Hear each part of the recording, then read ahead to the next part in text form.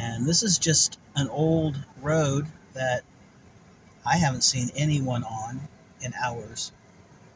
And there's a lot of logging activity, like offshoots where the road is gravel, and um, they're either collecting gravel and rocks, or trees. And I just I understand the need for resources, and also you know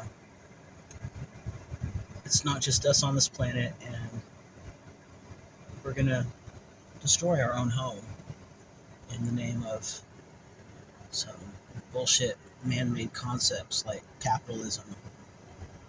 Uh, Instead of following a natural plan, there are ways to be sustainable, but in America, we collectively don't seem to care. When we've got people in large trucks that are intentionally rigging them to produce more smog and exhaust in protest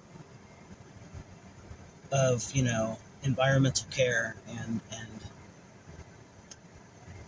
it just doesn't make any sense to me.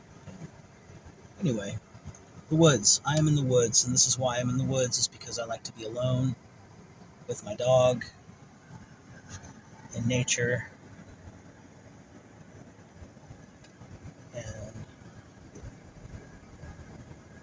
just be present. Hope you guys are all having a wonderful day. And like I said many times before, hug a tree.